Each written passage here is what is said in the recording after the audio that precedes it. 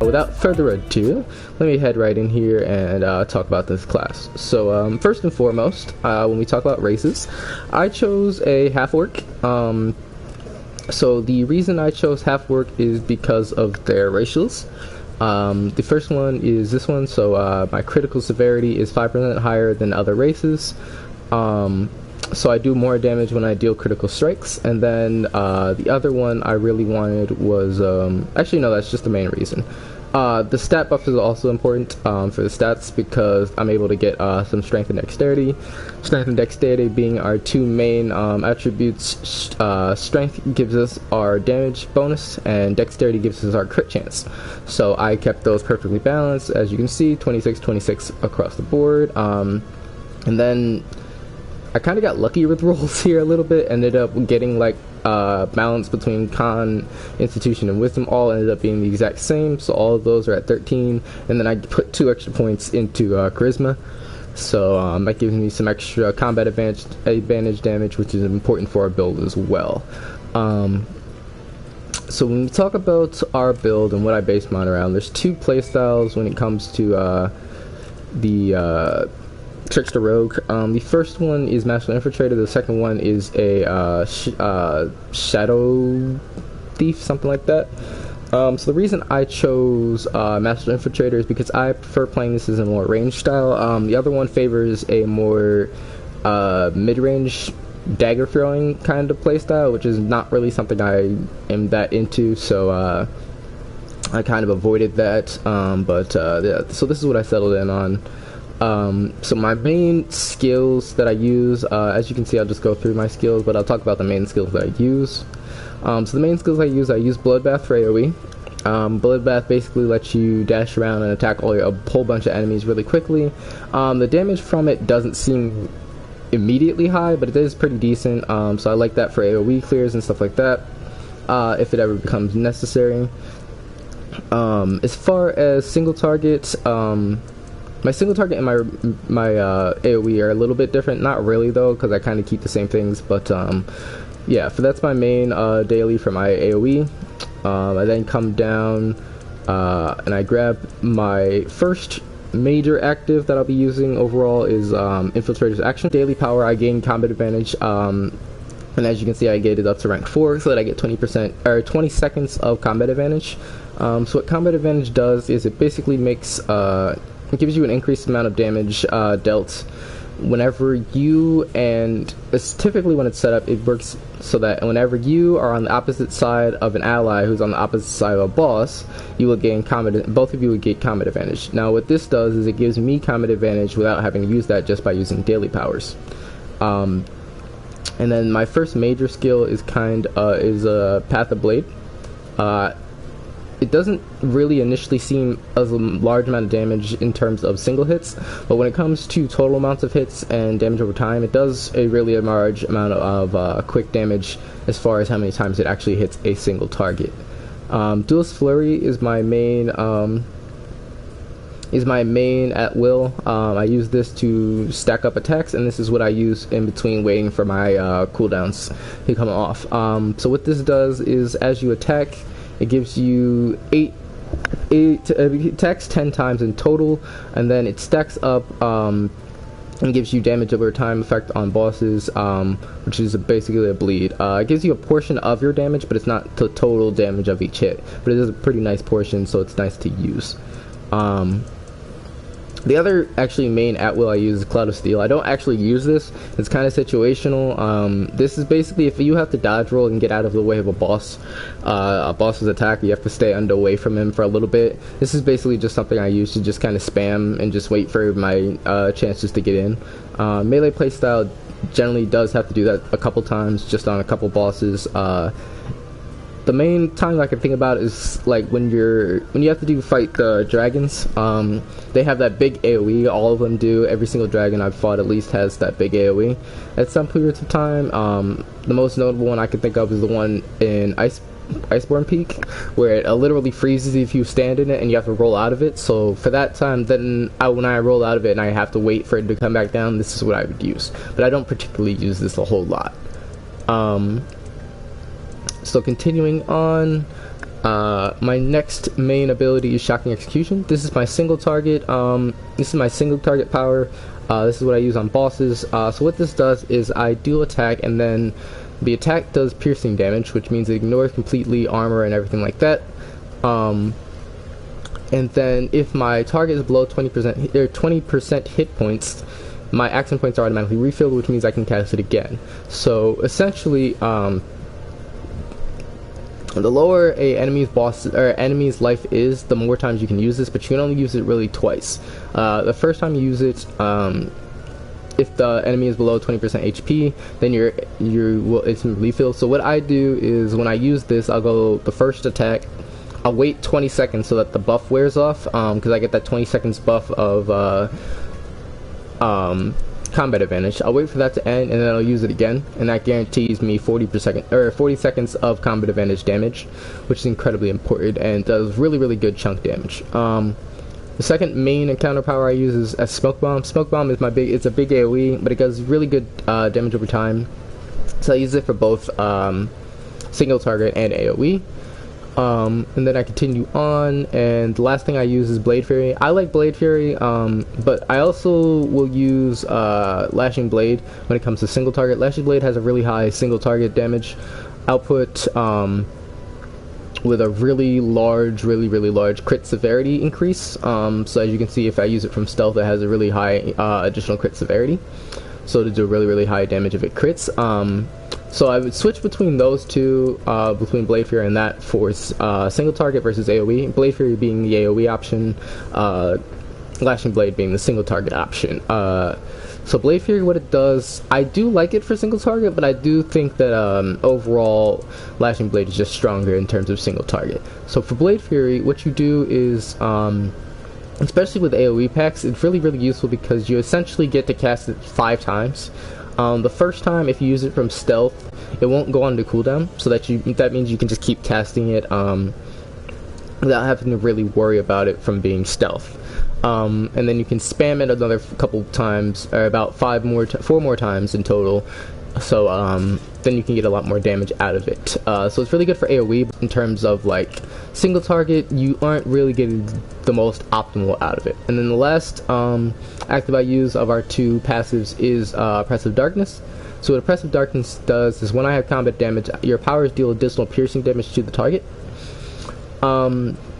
So there's no actual tooltip, so it's a little bit hard to gauge this in terms of how much damage it actually does, but it's very nice damage, because you get additional piercing damage, you're doing additional damage that ignores armor completely.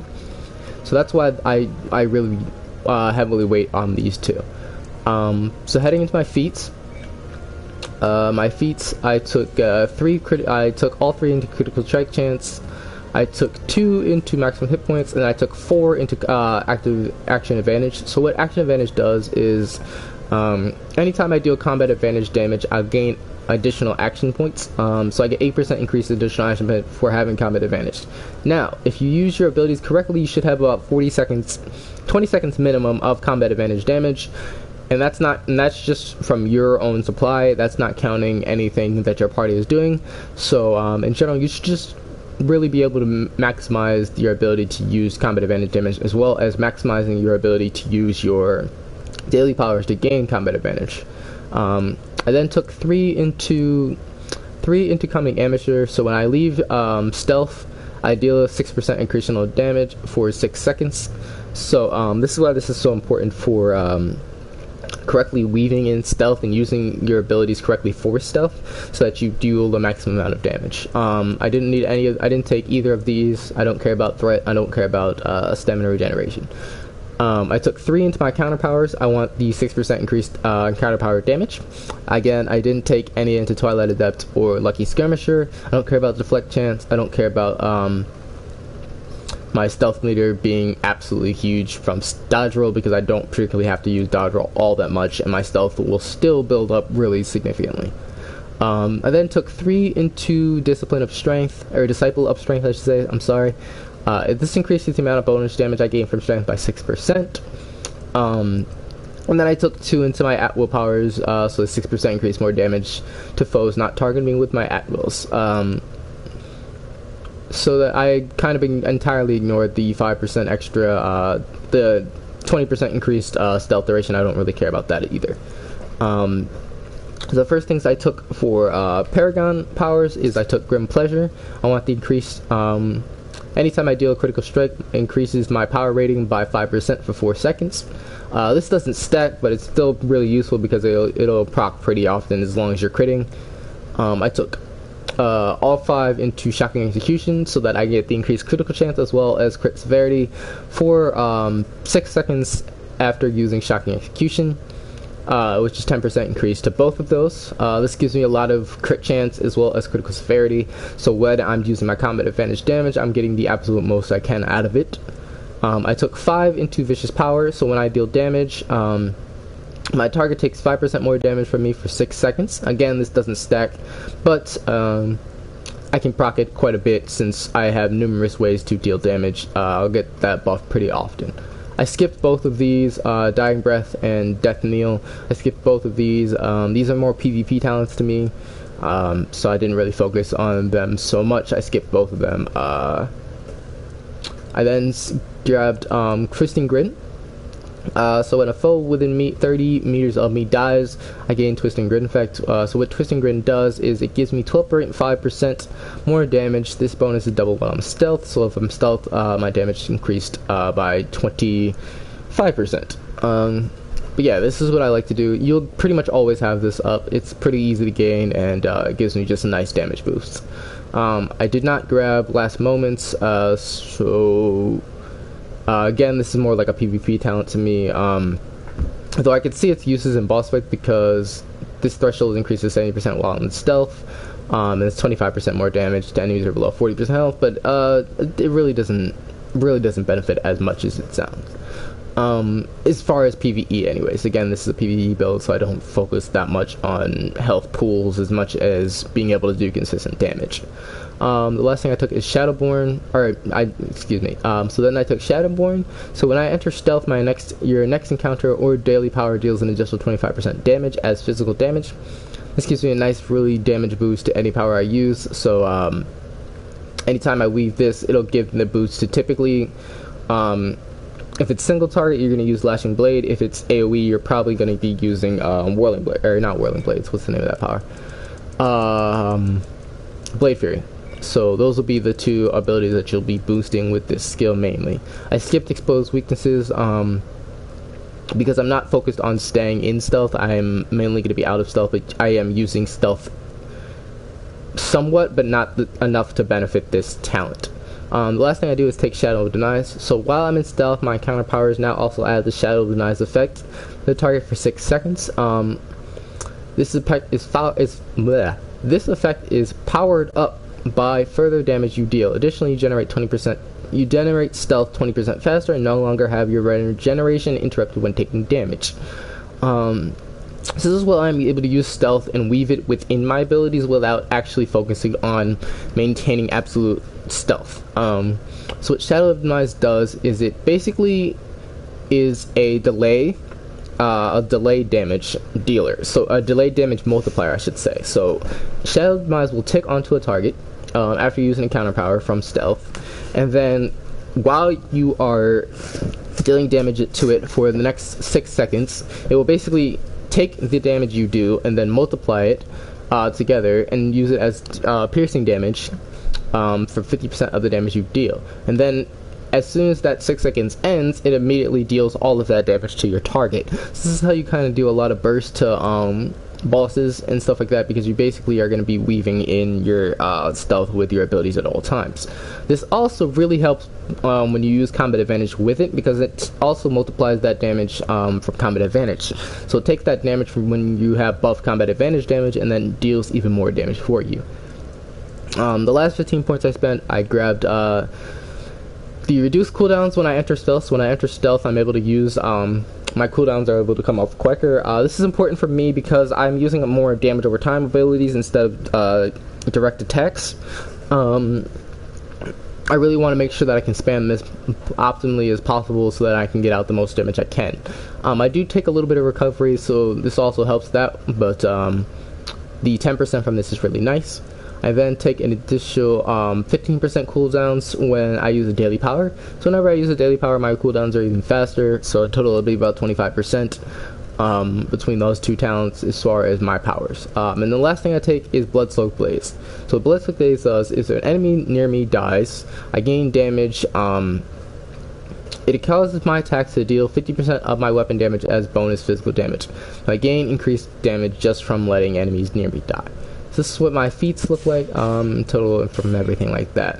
So the last thing I want to show you guys is just what I'll show you guys just, basic stuff. So this is what my gear looks like currently. A Shadow Walker's Raid Mask set currently. I don't have a lot of gear yet. I just leveled this character basically up and then tossed him over his, basically I just talked him over some Protector's gear. I'm going to do that for all of my characters, hopefully before the 28th when the new patch is going to come out. But this is essentially what the important things is. So I just have basic stuff. Utility slots with dark enchantments, my defensive slots of silver enchantments for the increased deflection instead of just flat defense.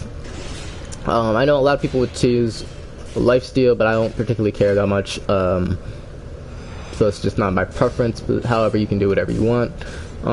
As far as my offensive slots, I do also use dark enchantments for the armor penetration, so that's what everything uses. I currently do have the Relic Weapon from Protector's Emissary campaign quest, which is basically just talking to Lord Neverenter. So what I did, and hopefully you won't have to do as much as me, I rolled this until I got Infiltrator's Action as the class feature, because I wanted the increased damage dealt during that effect. So during that 20% seconds when I have combat damage, I also deal 5% increased damage. That's really useful for that, but yeah, the majority of my gear, I actually need to get that to 7. I need a rank 7 for that. I didn't realize that there's a rank 5 on it. Is this a rank 5 button as well? Okay, I need two more rank 7s.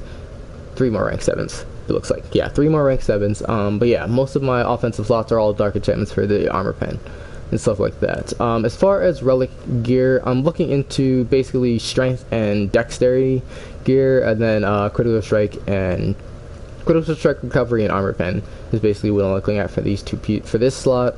And then for this, I'm looking for something with dex and strength, so I'll look into stuff like that, and I'll get back to you guys on that later when I get this character more geared. But this is everything pretty much I wanted to cover as far as this build's concerned. The rest of today I'm pretty much gonna hang out and just do some daily stuff on my Hunter Ranger. I want to get him leveled up, so I'm just going to stream that for a little while. My goal is to get him to level 60 today, so that's what my goal is. So I'm going to catch you guys later. Thanks for listening. Thanks for checking this video out, or this little guide out for a little bit. I'll have part 2 up later when I'm getting ready to do on my boons and stuff like that. I'll get a second video of this, and I'll upgrade and talk to you guys about what I'm doing as far as gear and stuff like that. But I'll catch you guys all later.